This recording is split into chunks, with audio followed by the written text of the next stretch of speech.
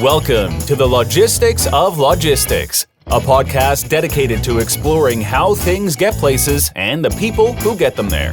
We'll talk with logistics and supply chain leaders about innovation, industry trends, and the future of the logistics business. Now, here's your host, Joe Lynch. Hello, friends. Welcome to the Logistics of Logistics podcast. My name is Joe Lynch. Thank you so much for joining us today. Today's topic is the new retail paradigm with my friend Ali Raza. How's it going, Ali? Hi, Joe. Good to see you again. Great. Ali, please introduce yourself and your company and where you're at. Thanks, Joe. My name is Ali Raza. I'm the founder and CEO of Throughput.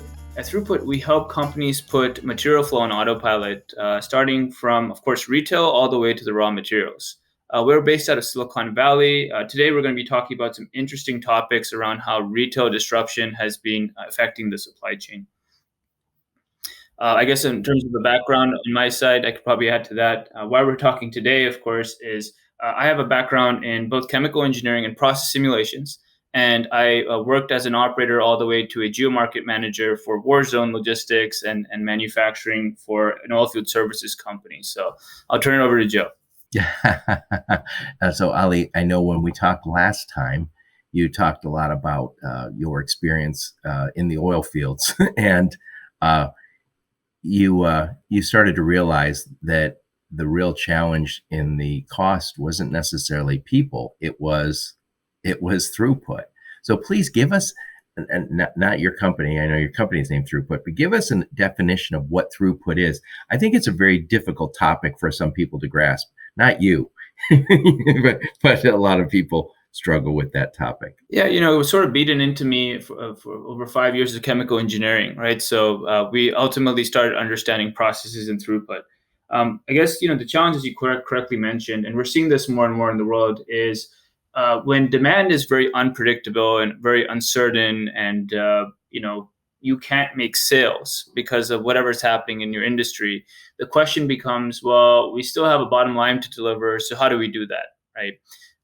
The fastest trigger that most short-term and short-sighted managers pull is they go after the compensation lines, right? And say, okay, well, we lay off a few people, we can hire them back, we'll be safe for the next quarter or so. What I discovered was that there was more money tied in logistics inefficiencies and how we were managing warehousing and how we were delivering product, right, to the end customer than all the other stuff. And using historical data, we could actually effectively plan out strategies, even in what you will go into in very volatile, uncertain environments where you have things from rockets being launched, you're having the VUCA. Yes, indeed. Yeah. So when we were prepping, we talked about this whole idea of VUCA, and it's come up a lot lately. And I think it's a great term for these days. But it's not just COVID. Volatile, uncertain, ambiguous, or complex and ambiguous. And that is what we've been dealing with. And even without COVID, we're still there. I mean, we're getting out of COVID now. We have some startup issues that are causing even more challenges, but we are never leaving this VUCA environment when it comes to retail. Yep. And the systems are pretty much the same. Last year, we wrote an article right around when things shut down about how things would be when things would open up. And I think we're pretty accurate in terms of the stockpiling we're seeing, the disruptions, still stuff being out of stock at the retail side. So nothing really changes, right, until you make systematic changes. And market demand is always influenced by all sorts of factors, right, that are predictable and unpredictable at the same time. Yep. So before we get into the topic today, so what do you mean? What is throughput? Not your company. What is the term throughput? Yeah, throughput should be looked at in terms of speed, right? In terms of what comes in and what goes out, and how it's moving through a distribution center or how it's moving to a retail store. That's how we define throughput. Naturally, there's other definitions that have come from the theory of constraints community that Eliyahu Goldratt founded many years ago. Pretty much focused on bottlenecks and managing it. And I think it's more relevant today with Omni Channel, where there's all sorts of saturation points and bottlenecks that we're creating on our side because how we're moving material, especially in a post-COVID world. So if I'm a retailer, and throughput means to me is how fast stuff is getting out, is how fast I'm selling stuff, right? Inventory so if I look at a product, so if I look at a product, I say I want to sell as much bread as I can, right? And I want to manage the inventory in a way that that allows me to make maximum sales without incurring extra costs because it was there too long and maybe went bad or cost me too much storage time, right? Absolutely. There's a great book that I haven't written, but it's called Throughput Economics, which talks about the bakery example of how it's more important to turn over faster, right? And than it is to manage costs and all the other things. So that's how retailers should be thinking, right? Which is, how do I turn over a product faster? Right. So before we get into the topic today, you've told us what throughput is. What hole in the market did you see when you started your company, Throughput AI? Or do you call it Throughput AI, or do you just call it Throughput? Either way, we do have an AI element right now that helps customers predict demand and reorient their supply chain all the way from retail to the raw materials. The challenge I saw, of course, was that demand forecasts are never accurate. As you clearly mentioned, there's always a new problem, new disruption in global supply chains across industries. And the way operations deals with it today and before and tomorrow, right, is we buffer against the forecast, right? So we purposely request excess capacity. We purposely stockpile stuff because we trust our judgment and the 10,000 hours that we put into operations to fulfill it more than we do any sort of data systems, right? Data allows us to build better models, right, to understand how customer segmentation, product segmentation act. But ultimately, that's the problem that I saw, which is there's just still a disconnect between sales and operations planning. And there's a better way to use data to make some informed decisions around when we should be buying stuff, where we should be stocking stuff, and what will always sell, and how much variance do I have to plan for in the best case and the worst case scenario. So that pretty much was the fundamentals of what was Throughput, and it's scaled up to what it is today. Right. So when I still worked in automotive, I did a lot of lean, and we tried to incorporate theory of constraints. And the challenge we always had was you had to kind of bring in this brain trust and trying to understand the demand, which always seemed to move around inappropriately. And then the capacity was always moving, and you're never talking about single product line. So if I'm just making one sort of apple pie, life is good. But as soon as you say add cherry pies and add chocolate pies or whatever else, that's where the world gets very confusing. And let's face it, we live in that confusing world. Nobody says, hey, we sell one car, or nobody says we sell one pie. We tend to sell a lot, and then making it even worse these days. Now, I mean, more options for consumers, but more difficult for us, the retail, e-commerce, and the people who support them, is I want my different pies, I want them in different locations, and I want them through different channels. And it's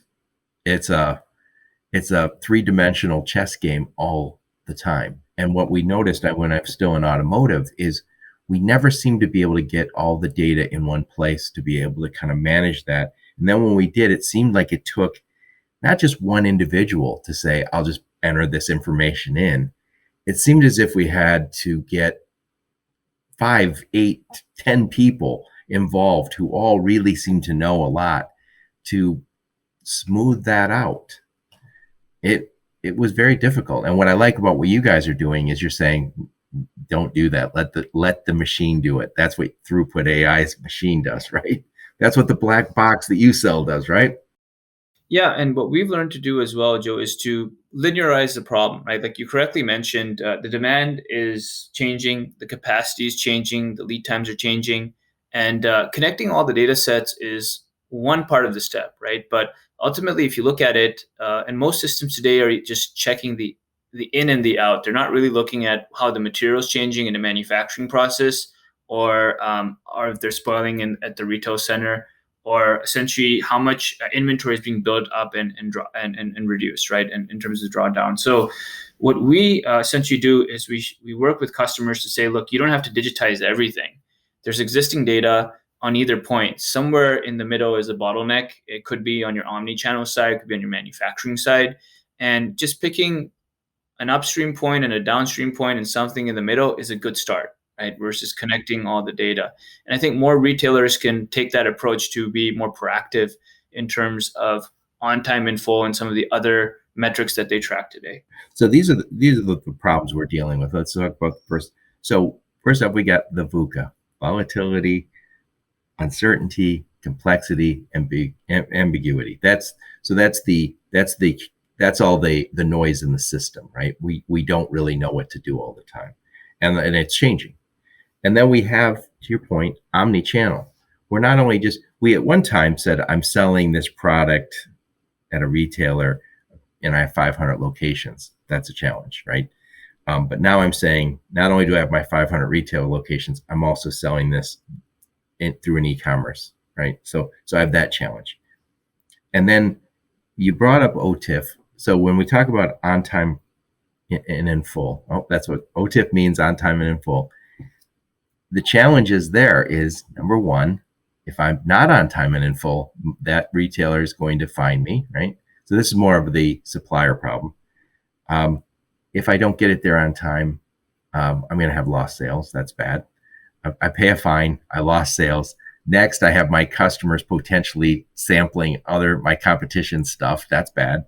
And then last but not least, we're hearing more and more that big retailers are eliminating suppliers based on time and in full, because what they realized during the pandemic is if I have 27 types of peanut butter, I sell fewer units than if I have 6 types of peanut butter.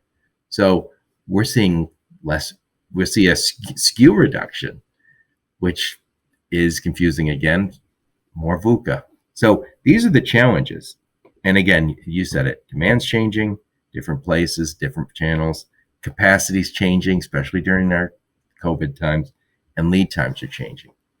So first off, talk about how we deal with this mess as the retailer. Then I want to talk about what the CPGs do. Yeah, it's very challenging, right? From a retail perspective, typically the way it's done is previously it was all about, hey, we need this, make it happen, right? And what the chip shortage and some of the other CPGs have proven is just if you can't make enough computer chips or toilet paper or whatever, you're not going to get it from that perspective, right? And so the challenge, of course, is understanding customer demand and predicting what happens in an environment which is a catastrophe versus regular business operations, right? What's nice here is there's enough historical data that sits in the sales systems that you can leverage to make some sense of the data, right? It's not going to give you a 100% picture. No data model does, but it can help you prepare for stuff that is consistently delivered on time in full and will sell regardless, where you have good suppliers that will deliver in any environment from that perspective. And that essentially is how we, in an environment like COVID, you can actually use that data to say, you know what, we're going to commit to making these products, right? We're going to reduce that product mix down because we know we can get this. And this ultimately eliminates a lot of uncertainty, but it also creates a lot more buffer on the logistics side and more capacity, right? Virtual capacity, because now right. You can attempt and run the risk of running products that are not going to be on time in full. And so this is one of the strategies that retailers, I think, are looking more into, right? They, especially if you're working with contract manufacturers or CPGs, right? The challenge is not if OTIF is your key metric, it's about getting stuff on time in full, right? And there's enough historical data today that tells you which 3PL, which solution type is actually delivered to you on time in full consistently versus those that pretty much fluctuate all over the place and create all sorts of problems in the Omni Channel network. Right. So that's the scenario planning. So to your point, I'm a retailer, I'm a large retailer. I have historical store sales. I know what I can sell. I know what products sell. And I think we all know that if you're managing a retail location, some of that's anecdotal. You know, just that we always sell this. We always know we're going to sell certain products, right? You see it, the shelf is empty all the time. So we know we're selling it. But what you're saying is take that information and start some scenario planning, some digital, we'll call it digital twin. So I have my retail location, then I have its digital twin. And then when I hit an event like COVID, even without COVID, I'm always doing scenario planning and saying, traditionally in July, I sell these products, but this is where we're leaving COVID. I'm going to see something different. I'm going to adjust up and I'm going to adjust down. Correct?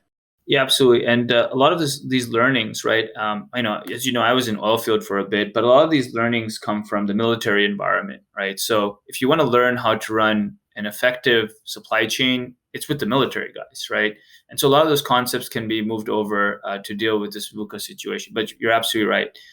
You have the sales data, right, which ultimately tells you what you can sell.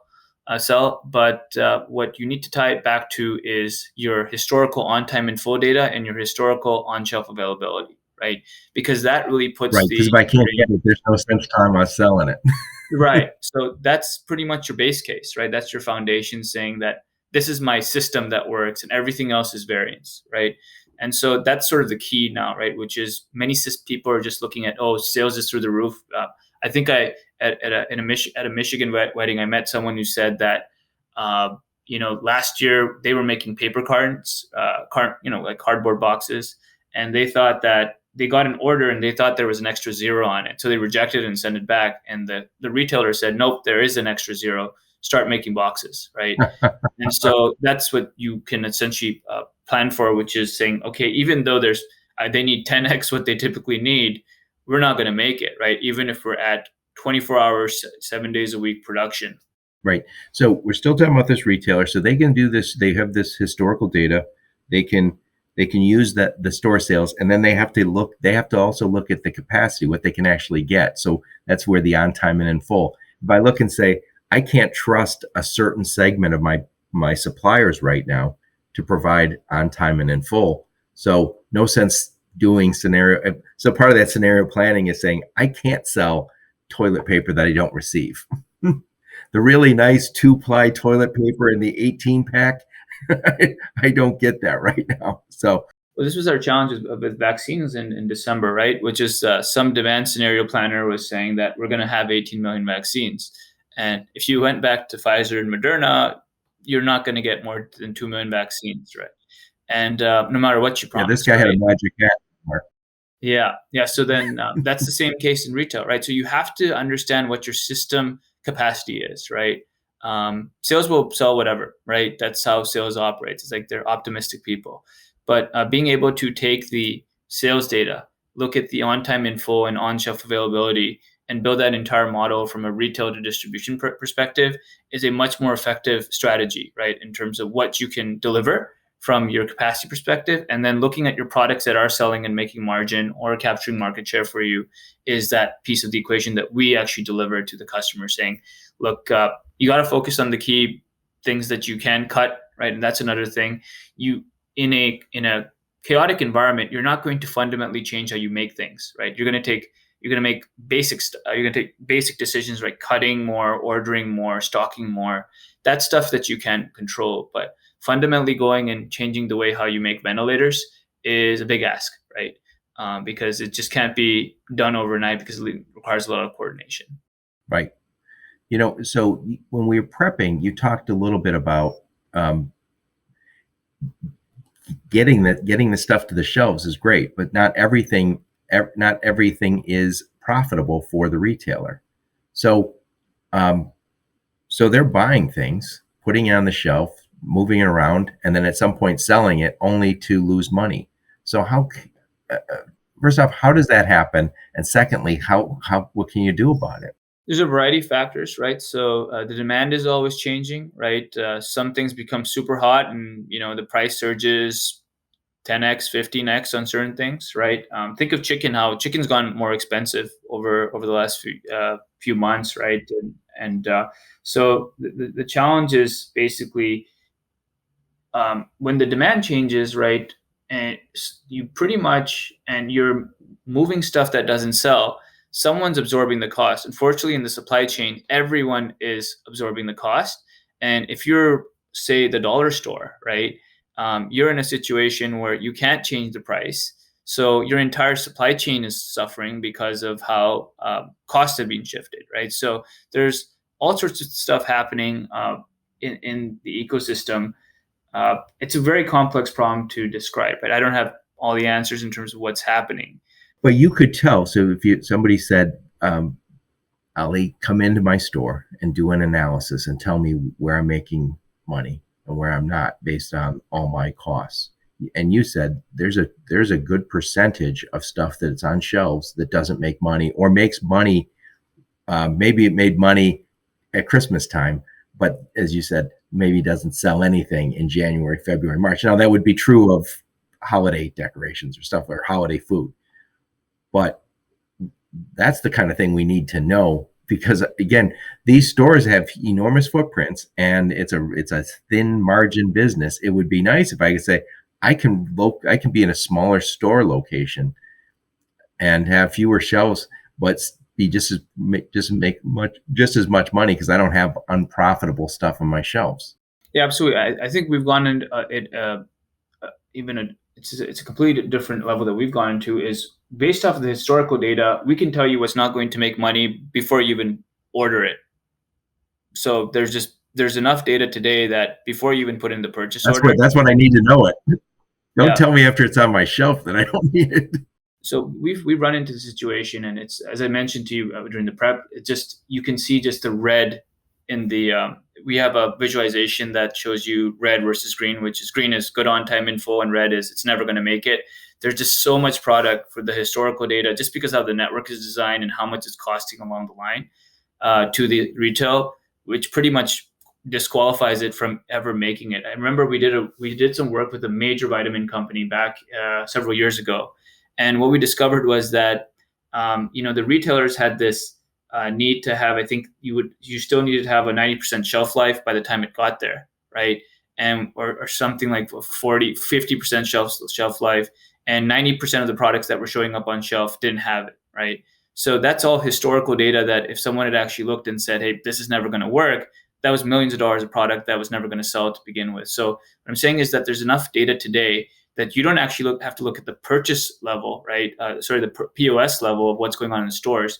You can look at the purchasing behavior and see that some products, based off of changing demand, they're never going to sell anymore, right? Until there's a change in market conditions, or because of how logistics is set up, or the way you're going in through the Omni Channel, you're pretty much losing money, and you don't even realize it until it gets to the store.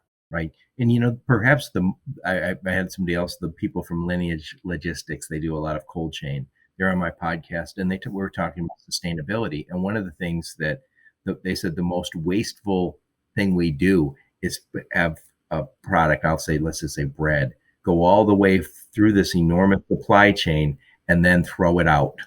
And that when you think about it, not only, so if I'm throwing it out, I'm impacting the environment from a sustainability, but also you say potentially there's somebody within driving distance who maybe a food pantry that could use that. So it would be real valuable to say, first off, let's not make it if we can avoid it. But if we are going to make it, let's understand if it's going to sell on a timely basis. And if not, let's get it to the food bank. And again, the idea that the most wasteful thing you can do on a supply chain is create something and then throw it out. Absolutely. And one of the things people don't realize from a circular economy perspective, right, with sustainability is even if you're turning mushrooms into t-shirts, right, if it's not selling, or if you're transferring it on a logistics 18-wheeler that's pushing out emissions, technically it's not sustainable and from an overall perspective, right? So there's always emissions in the supply chain, but you're absolutely right. If you can figure out what's selling, then you should pretty much make that, right? Versus pushing new product is completely different. That's like, hey, we want to try a new product. But even so, you should free up enough capacity at your warehouses, at your logistics centers, at your retail stores to test it, right? Then rather than arbitrarily scaling it up, think oatmeal lattes at Starbucks or whatever it is. Yeah, and so one of the other things we talked about when we were prepping, and again, when prepping is more you educating me on these things, but when we talk about Costco, Trader Joe's, Aldi, Lidl, we have a lot of these chains that have retail chains that have fewer SKUs. But I think one of the things that they've recognized, and oh, by the way, Amazon's opening stores. I've never been to one. They don't have them by me, but I think the Amazon stores will have very few SKUs. But it's the SKUs they know that will sell. And so I think we're seeing some stores say, we are going to greatly reduce the SKU count, and we're going to sell everything that we make. Everything that hits my shelf, I know sells. And so if I knew that, I could make a smaller store. right? Correct. If you can find Although higher, Costco's are small. well, you can have if you have higher turnover, right? You don't need to be storing as much because the shelf space is always being reutilized much faster, right? Rather than it's sitting stockpiling stuff ending up on the floors, not selling. And so, if you have fast moving goods, you will be able to use smaller and smaller locations to sell what actually sells, and ultimately move the long tail into the distribution centers, where if there is demand for a specialty product, it would be I shipped like via it. e-commerce. Yeah. Right. So the retail location manages the stuff that I know moves fast, right? So that, and then to your point, you say, "Hey, I want this spice," and they say that spice will deliver to your house tomorrow or later today. So it's interesting to me when you start to think about this very low margin business. All businesses struggle for margin. We have very big spaces that we rent and buy for these locations. And what you're saying is there's a lot of stuff on shelves that aren't necessarily making them the money they think it's making them. It's that landed and then cost from that entire supply chain to the time it gets to the consumer is more than they think it is. Absolutely. And what I'm seeing is, So, well, go ahead, please. well, I was just going to say, so how do you fix that? Give us that one more time. I know you said it already.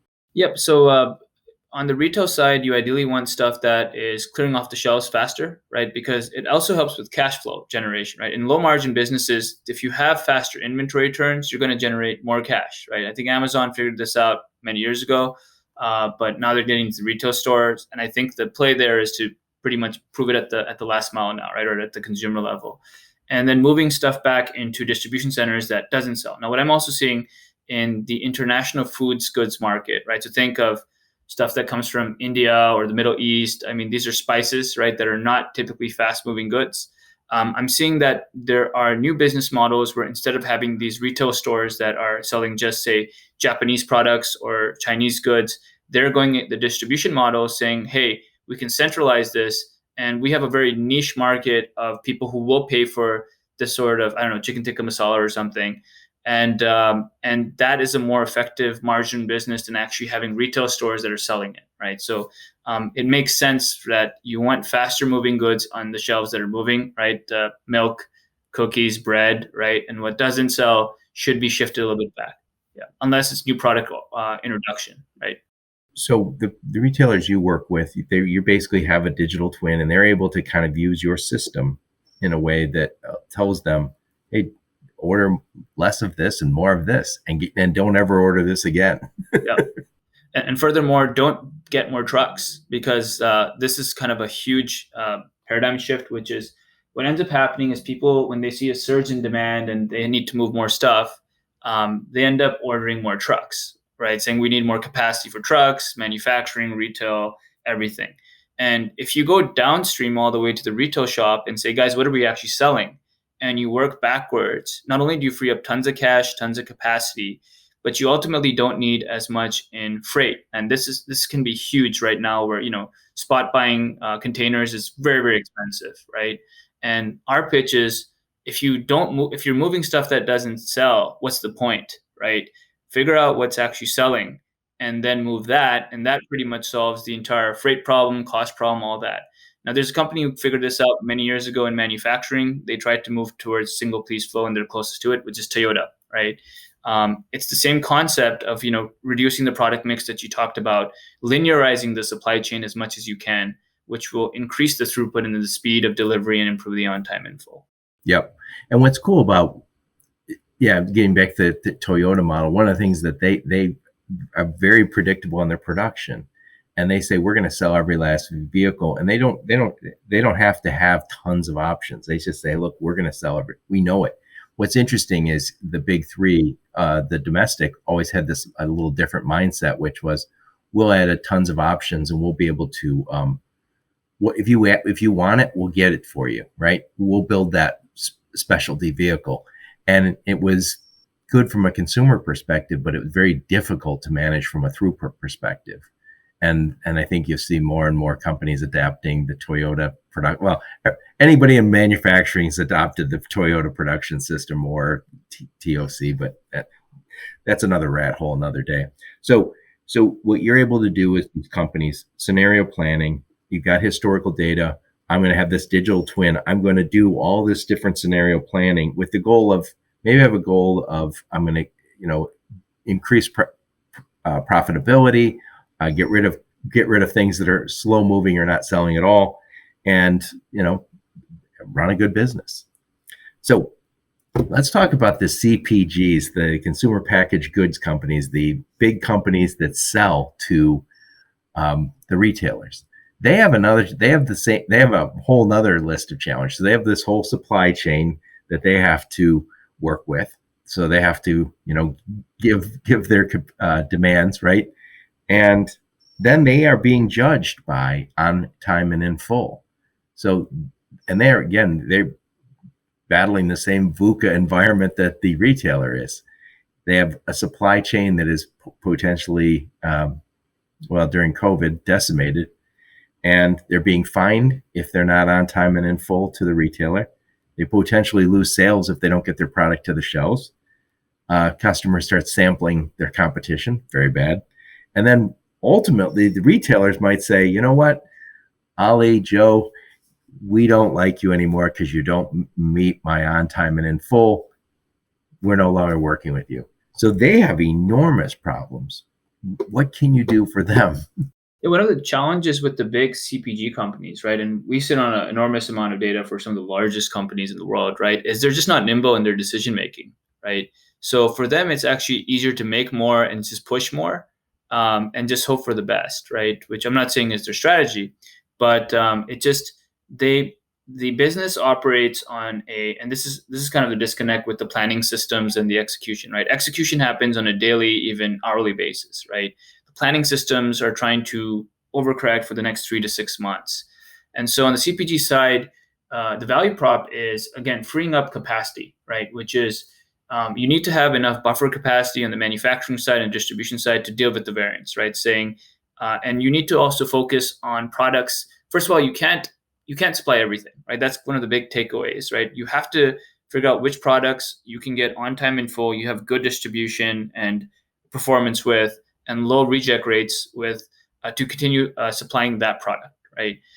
With CPGs, what we help them understand is the demand side of the retail side, which they already sort of have, right? Because they get purchase orders from retail. So it is a reflection, though a delayed reflection, of what's going on from the retail perspective, right? On an ongoing basis, even if they can't get access to the data from the supermarkets, right? But there's enough historical data to pretty much figure out the products that are actually selling, figuring out where those products need to be at what time of the year, and ultimately send signals back to their own suppliers saying that with the lead times we're seeing historically, this is when we need it, and this is when we need it, and where we need it, right? And essentially we help fill that gap in the middle where we're freeing up capacity, we're making sure the product mix is being cleaned up so they can still perform in these environments, right? So on time in full is always going to be a challenge. We haven't even gotten to the point where it's just not enough to just deliver stuff on time. It has to be acceptable quality, right? I'll go into this maybe in a different time, but there's literally furniture manufacturers that I was speaking to this week where it didn't really matter that it was on time in full if every fifth or sixth pallet was being rejected by the customer, right? So that's the other part of the supply chain, which is on time in full is defined differently by different companies. And I learned this actually last week, which is for some it's just enough to get it to the shelf, right? But if you actually are vertically integrated and you own everything, you want it to be on time, you want it to be in full, you want it to be profitable, you want it to have 100% quality, it needs to have 100% customer service satisfaction. And that metric is very hard to hit, right? And that creates an enormous amount of complexity. But the companies that focus on that ultimately start capturing the market. Right. Yeah. It's interesting. Years ago, when I was still a logistics company, we started measuring for an automotive OEM that their suppliers were shipping on time. And then after a while, I was like, yeah, they are all, so we're picking. So I said, yeah, this is the percent that we picked up on time. Well, guess what? They were sending pallets that were 80%, 90%. So so to your point, it's not enough to say, was it on time? It's on time, but I got 90 out of 100 parts. So then we quickly picked up on that. And one of the things that I used to go crazy about is when I found suppliers would send multiple shipments. And that meant that they couldn't send it all at once. So they just sent multiple shipments, and it was on the expense of my customer. And I was like, no, you can't do that. You're going to pay for that second one that you didn't. It should have been included with the first. But getting back to it, if I'm that CPG, I have the demand that's coming from the retailer. I'm able to provide that demand to my suppliers, but there's still that piece that not everything I'm selling is necessarily profitable. I need that digital twin. I need that scenario planning where somebody says, hey, stop selling these low SKU count things that you're not making any money on, or stop selling this product in January because you don't sell any. They go and they come back, or they go and they get thrown out and you don't get paid full price. It's wishful right? thinking, right? I think and I keep going back to Wall Street, but before quantitative trading started happening, there was a lot of bias in terms of what used to get bought and what used to get sold, right? And then ultimately, when the computers took over, they pretty much eliminated all the human bias, right? Saying that remove the optimism. Optimism is great, right? But some things are just not possible in a system, right? If your system can't do it, you can't be an optimist that it's going to 3x the output, right? It just doesn't come out of thin air. And so there's the digital twin is an excellent use of understanding a visual model, right? Seeing it from an end-to-end perspective, which humans typically don't have that perspective, right? And especially people who are very siloed in terms of doing certain jobs. I'll give you an example. When I was an operator, right, what I looked at pretty much was, am I getting my chemicals on time, right? Is the equipment working on time? Are 18-wheelers showing up? That was my world, right? That I didn't care about what was going on at Global. I didn't care about the P&L sheet, right? My job was make sure nobody finds out that we're down here, and the engineer in charge, the supervisor in charge is Ali, all right? Now, when I got elevated to a global perspective and I started seeing these SAP systems in terms of where product is starting in Houston and ending up in, say, Yemen, right? This is where you start getting that perspective of, hey, like there's a lot of inefficiencies at this level. Forget about what's happening at the bottom level where it's just compounding to the top. So digital twin is a great use case of understanding and just visualizing what's going on from a flow perspective and where the waste is in the supply chain all the way to the retail. I equate it very similar to like a car engine, right? A car engine, when the petrol goes in, it's not using more than 30 to 40% of the energy is mechanical. A lot of it's being dissipated heat and friction and all that. The global supply chain is pretty much the same thing, right? And so your job is to figure out either how to reduce the losses, right, towards getting more mechanical energy and usefulness, or I don't want to get into this, but minimizing the product mix and making something that's a little bit more sustainable, which is what the electric companies are doing now, right? Electric car companies, where they're going from, all these thousands of components to just a few hundred components in a company. So it's interesting what's happening from that perspective. Yeah. And you started to touch on AI, and I think you guys are using AI to do this scenario planning and basically be able to take capacity and take demand and align it, correct? Correct. And furthermore, what we've added so I can get maximum throughput. Yeah. And what we've all actually added since we last spoke is what's also important is to understand when there is price volatility and a surge of demand, and when there is a certain glut of a certain commodity, right? And the demand starts dropping and you're no longer competitive.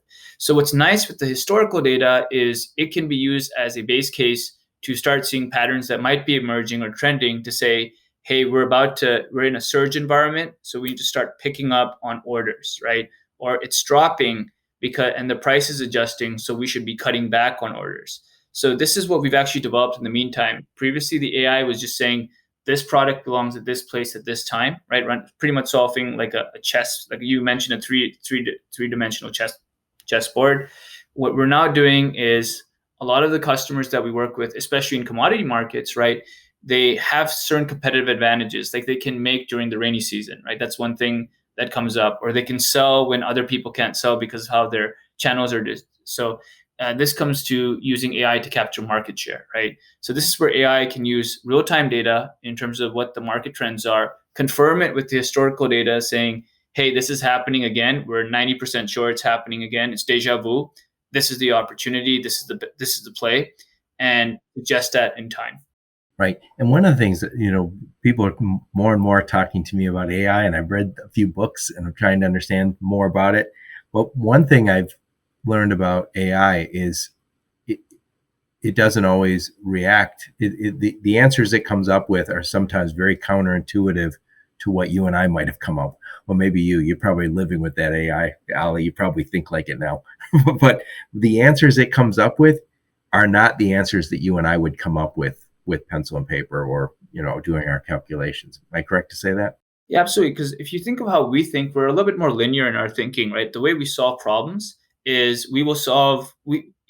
Anyone who has had an engineering background or mathematics background, they give you this differential equation that can solve, like Navier-Stokes, for example, right? It can solve all the fluid problems in the world. But none of us are going to sit there and build the 18-page proof to say this is this and this and that, right?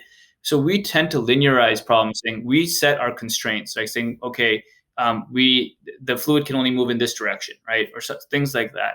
And so if you start to decompose a machine learning or AI algorithm, it defeats the purpose, right?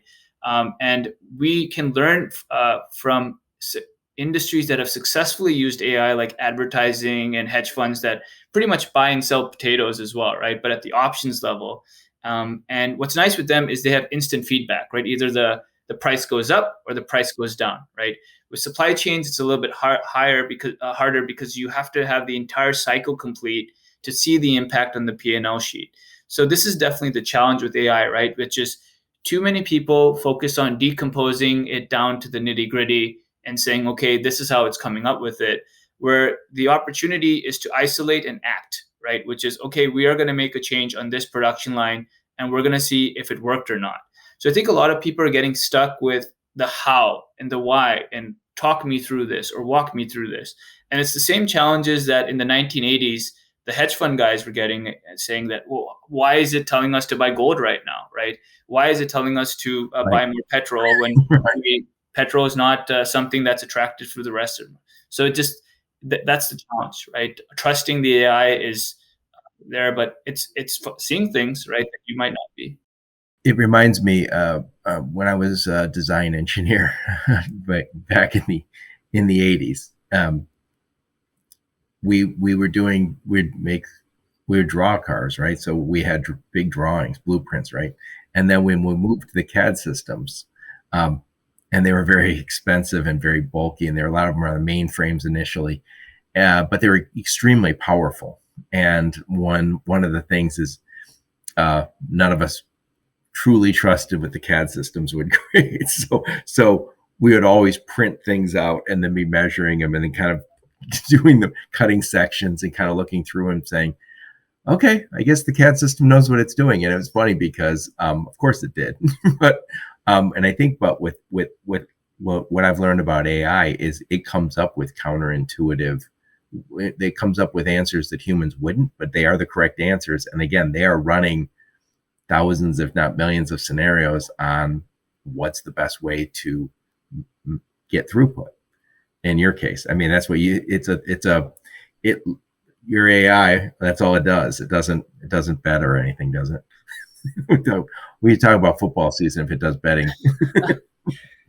Some people have brought it up as a future trading algorithm, but we haven't gone that.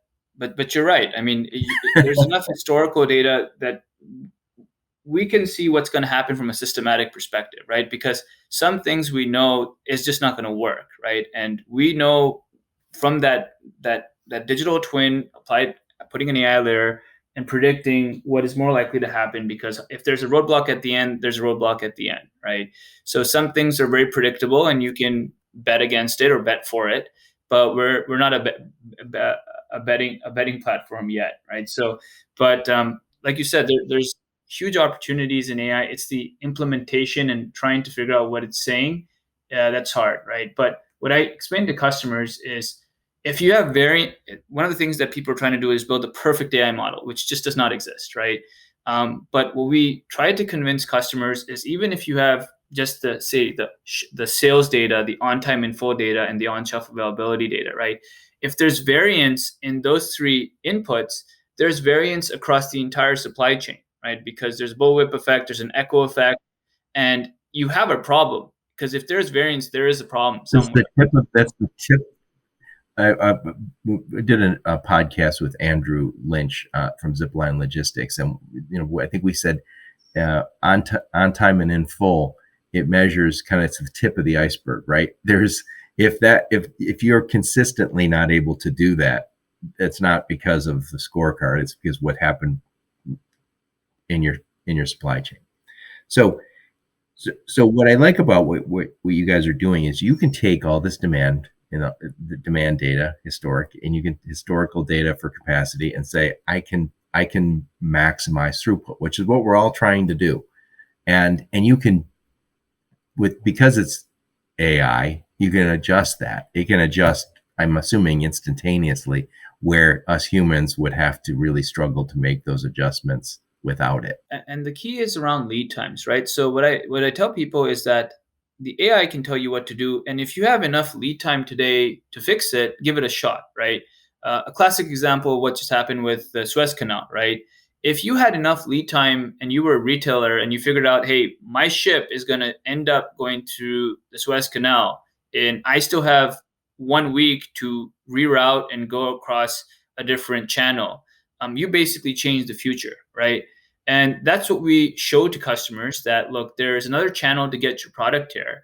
And you don't have to wait 90 days, 180 days to have a digital implementation and twin build up. You can do it in the next 2 to 3 weeks, because you have historical data that you can tie to the real-time data to make sense of what's going on from that perspective. And so that's what I've been trying to communicate more often with customers.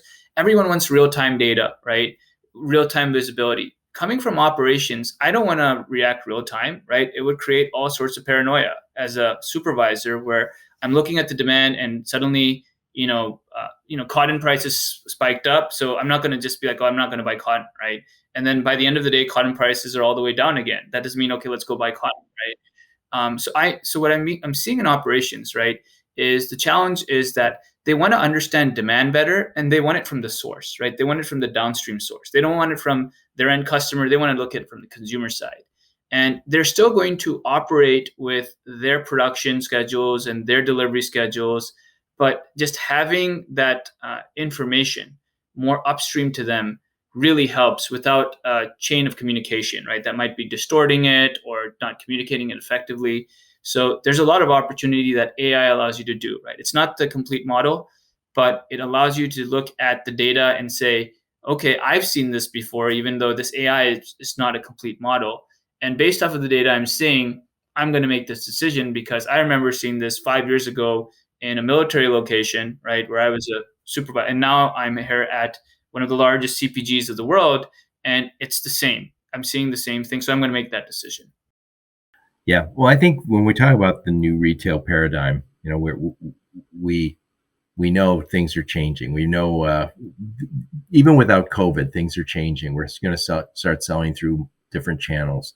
And I think what we also know is that we want to do a better job on sustainability. We want to do a better job on profitability. And so if, I'm just thinking out loud for a second, if I was a retailer, it seems to me that it would make sense to say, I'm going to start using something that helps me better, that gets me more throughput, right? That more profitability. And at the same time, I'm going to start aligning maybe my largest CPGs to do that with me, because I don't want to just fix it locally at the retail location. I need to fix it going all the way back to the beginning of the supply chain. And it seems to me that's the way to move it, because as the retailer says, the ultimate demand is when the consumer comes in and buys it. The guy who's, the supplier to the supplier, he doesn't have that visibility until you give it to him. And when you're giving it to him, it's old data. So it's interesting though. You could adjust if you had everything in the system, like a throughput system. You could say, yeah, I can make these adjustments on a timely basis. To your point, not real time. That's not helpful. You don't want to, whipsaw your supply chain around. But this is the way to do it, because at some point when you say we're going to start delivering more through e-commerce, well, I make that adjustment in the system. And then also, to your point earlier, I don't want to have a whole bunch of stuff on my shelf that doesn't make me money. So let's understand what that stuff is, and be better at ordering. And furthermore, we can actually drive behavior, which is a scary part of AI, right? We have this example where we have a use case where for a certain item, every time they run a 10 to 20% discount, it creates a 5 to 15x surge in terms of sales, right? And if you offer $1 on savings, or 50 points on the rewards card, it does nothing, right? So over time, the system pretty much learns how to move product, right? And I think this is one of the scariest things of AI, right? Which is you are now collecting enough data from a sales perspective to say what price point works to pretty much create this huge surge on the retail side.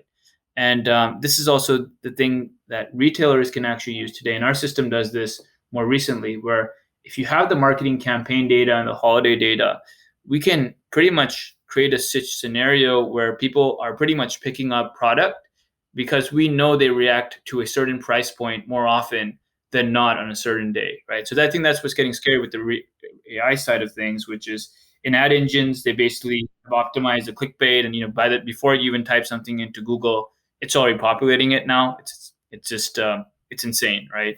But you pretty much can do the same at the retail side. Yeah, it's interesting. This is kind of an older story, but I'll tell it just the same because I think it's relevant here. Is I'm in Michigan, and when there used to be this store called Kresge's, and then it became Kmart. And Kmart, I think, opened up at the same time as like Target and I think Walmart. They all opened like 1962. And Meijer opened up, I think, at the same time. And so it was interesting.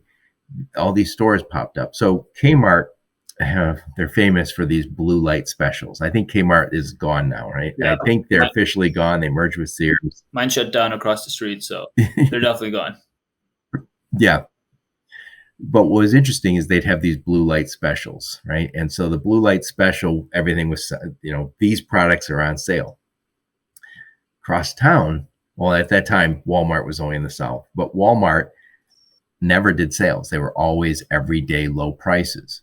And what's interesting about that is Kmart struggled with their inventory. They don't know, because I sold a ton of umbrellas because I had a blue light special. I'm selling them for $2, right? They don't know how many umbrellas they sell every single day in March. Conversely, Walmart says we know exactly how many we sell. So we can manage our inventory pretty well because we know how many umbrellas we sell every March. And at some point, inventory management became a big competitive advantage for Walmart. And that wasn't the only thing that drove Kmart under, but it certainly doesn't help. Yeah, the more predictive you are, the better it is, right? I mean, Toyota, the way people don't realize that the reason why Toyota built products that sell so fast is they were at the ultimate consumer point where they would actually, in the early days, would have retail and representatives actually show up to your house in Japan and get to know the family. And they were just dedicated. They were sort of like your financial advisor, but for automotives, right? They would understand like what you would need when you were just out of college, then when you got settled down, then when you had kids, and then when you retired, right? So they were collecting an enormous amount of consumer data that way and sending those signals back to operations to make it very predictable, right? And in automotive, you commit to a certain amount of cars, right? Which is nice. And then everyone's supposed to fulfill those 250,000, say, minibuses, right, for example. And so the more predictable you are, as you mentioned with Walmart, you can do it. But in situations where you're trying to capture market share or so forth and drive more people, you can use the marketing campaign data to create more of a surge. But then the challenge becomes, can your supply chain fulfill it? But if you have good on-time info and on-shelf data, you can create just the right amount of surge to clear out and flush out the supply chain, which is what one of our features is in our software. Yeah, and I'm pretty sure you can do this. One of the challenges in automotive was always new option adoption. So when we came out with the CD player, a certain amount of people bought it the first year, a certain amount of people bought it the second year, and it's certain people bought it third year. And so then when we said, okay, we can do a DVD player, is it going to be the same adoption? I don't know. When you come out with wireless internet, what percent are going to buy that? And the challenge, you say, well, who cares if you sell a few extra? The problem is you're building facilities based on that. So I have to build a production facility based on 50,000 units sold a year or 200,000. So when I facilitize, I have to sell that many. And if I if I underestimate how many people are going to buy that new product, I screw myself because I'm not making those new profit. Same thing happens if I over-facilitate. Worst thing happens when I over-facilitize and I say, I'm facilitized to sell 200,000. I get this big factory and I only sold 50,000. Your retailers have that same problem, Ali. They want to know, I'm going to give shelf space to this new product. How's it going to do? How many should I order, right? So that's where I would like AI to say, hey, based on new product introductions in this segment, this is what you should expect. Absolutely. And what AI can do today is free up the capacity and the shelf space to even try that, right? One of the things people don't realize is there's we talked about sustainability. If the operation becomes more efficient, you free up capacity. That gives you more of it because you're making money and making good profit. Now you have this buffer where you can try new products and go and do something a little bit more risky, which doesn't jeopardize your overall operations, right? It's not like betting the farm on, I don't know, a Boeing 787 or whatever it is. I'm not singling out airlines, but I think what you're also pointing out is we're talking a lot on CPG and retail for this podcast, but there's a lot of learnings that are in adjacent industries that supply chains and retailers and CPGs should look at, right?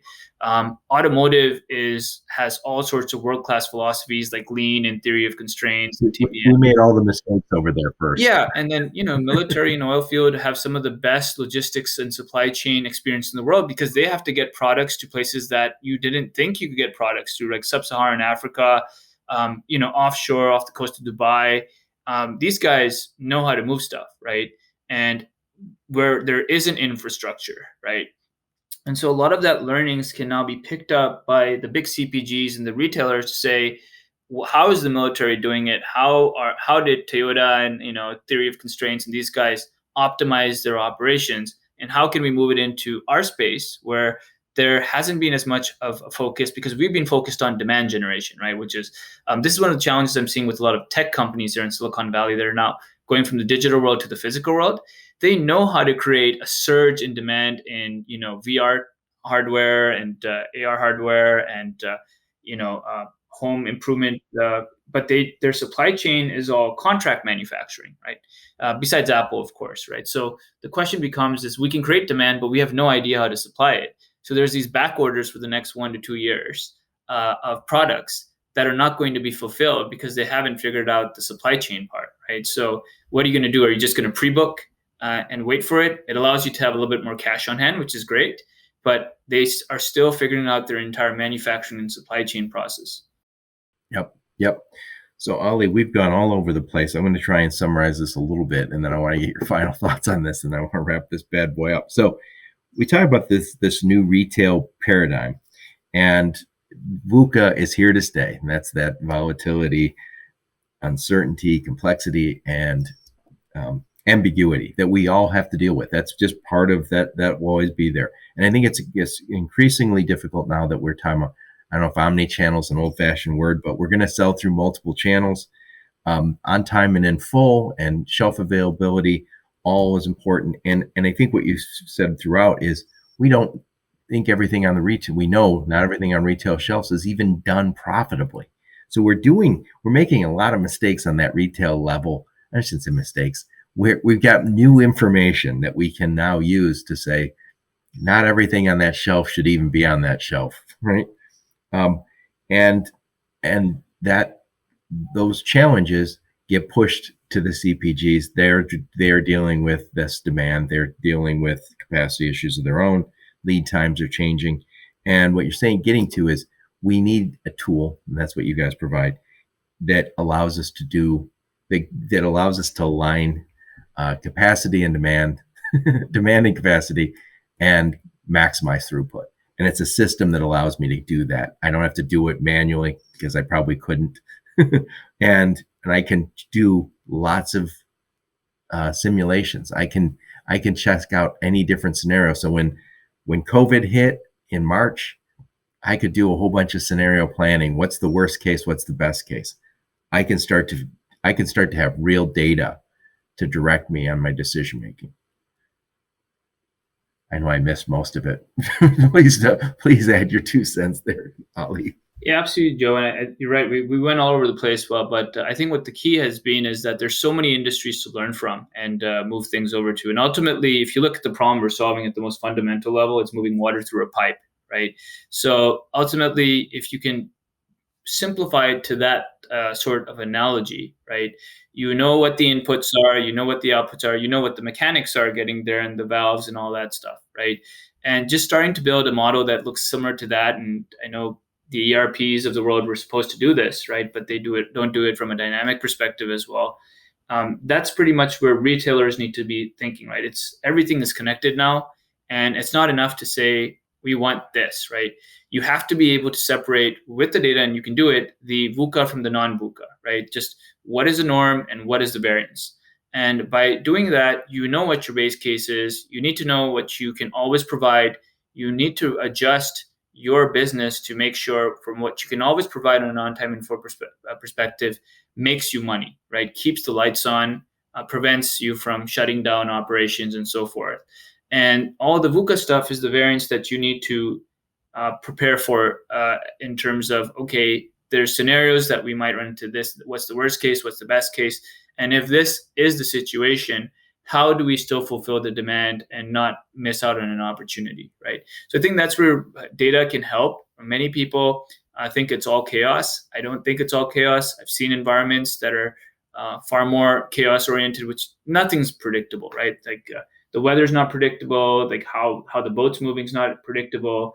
It's not predictable which tribe is going to show up and stop your operation. But you can still plan for those scenarios.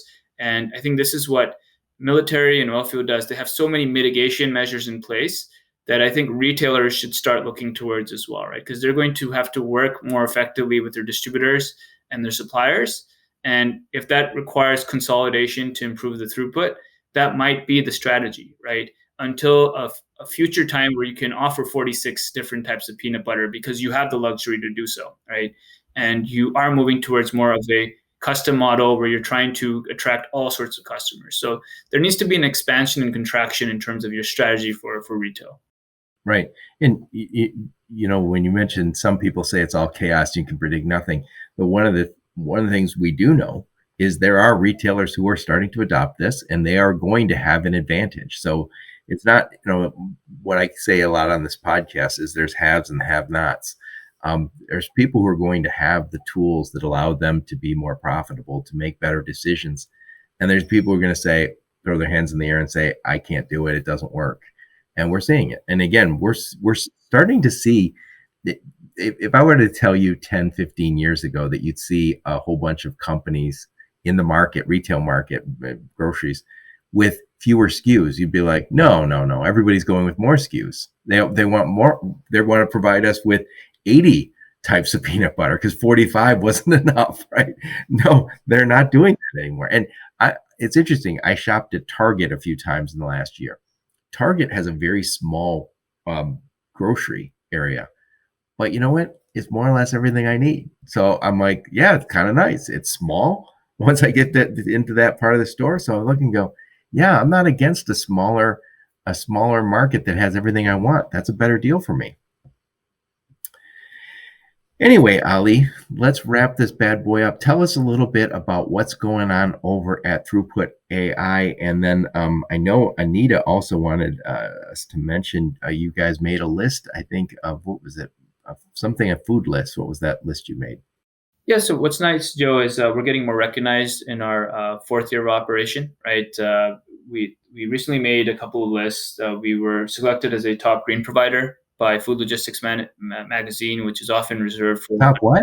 Food Logistics Magazine top green providers, right? They release a list of 100 companies that includes, we mentioned Lineage Logistics and Ryder and JB Hunt.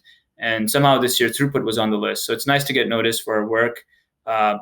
More from manufacturing insights, we were recognized as the top 10 supply chain solution as well as CIO review. So more people are waking up to what we've been doing. What we have been offering more and we've been doing more work in the commodities in the CPG space, right? Because the data is easier to work with. If you're working with glass and plastics and steel and cement, a lot less complex than building a Ferrari. And of course, they make to order anyways, right? Those guys.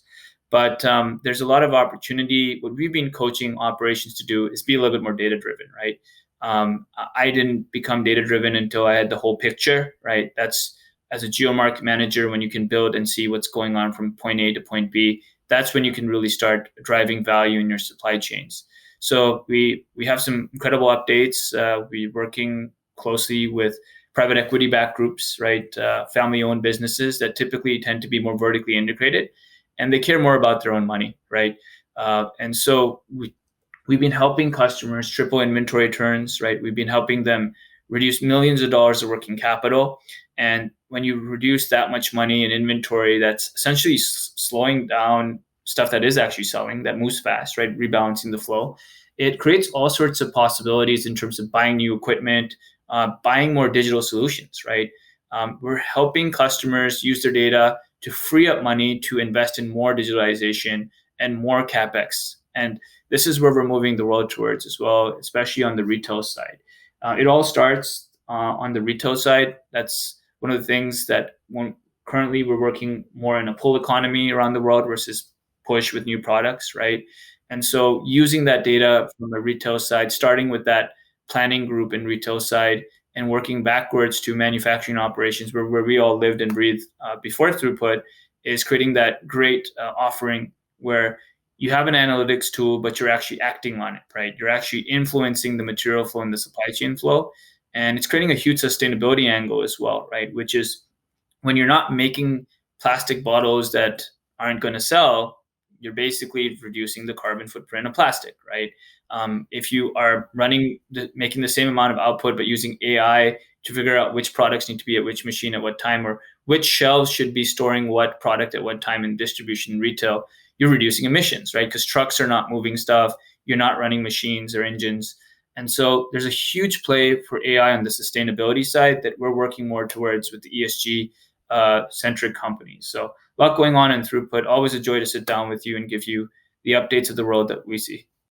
Well, one of the themes you keep bringing up is this idea of being more data driven. And I think all of us would like to be more data driven. And I can say this when I still worked in a production environment, that we all want to be data driven. It's just the problem is getting good data. And you have all this data in different systems, different silos. And, one group believes that they want to do more of this. Another group believes they want to do more of something else. And I think what's interesting, to distill it down to very simple terms, what you guys are doing is you're the black box. You take all the inputs and then you say, here's your data. This is what to do. Here's the direction. And I'm sure it gives you some latitude within that, but that's what we want. I don't want to have to go through and do my own throughput calculations. I want something, especially something AI powered, to do it for me. Absolutely. And what we also encourage customers to think about is you can only prepare for 99.9% of operations, right? And in order to make those judgment calls and system that calls, might be over optimistic. Yeah. And as you know, as an entrepreneur, I've been on both sides where I'm an entrepreneur now, so overly optimistic about everything, right? And I've been on the oil field side, which is double isolation on everything. Don't risk it. If it's not on the schedule, don't do it, right? And so what I've learned on both sides of the spectrum is you can use 99% of the data pretty much reflects what you should be able to do, and you should execute to that. You can't build businesses on, black swan events, right? Like Bitcoin surging and so forth. Yes, you can get rich overnight, but that's the equivalent of striking oil, right?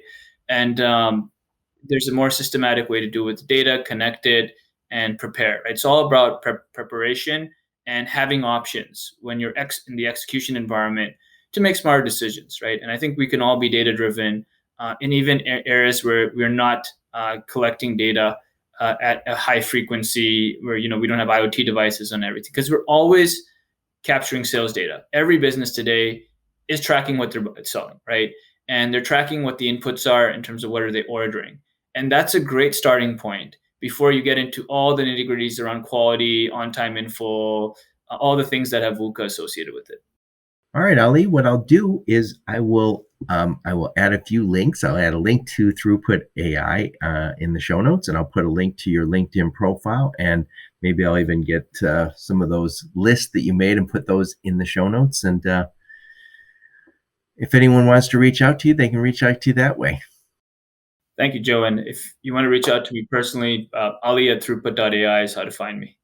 All right. Excellent. Well, Ali, thank you so much. This is such a big topic, and I appreciate you trying to shed some light on some of these challenges. Again, I think there is a new retail paradigm, and I think what's interesting is you guys have a tool that can help people be successful in that new retail paradigm. A little more data, as you would say. So thank you very much, Ali. Thank you, Joe, and have a great week. And thank all of you. Yeah, thank you. And thank all of you for listening. Your support is very much appreciated. Until next time, onward and upward. You've been listening to the Logistics of Logistics podcast, where we engage in conversation with experts in the logistics field. For more details, visit thelogisticsoflogistics.com or follow Joe Lynch on LinkedIn.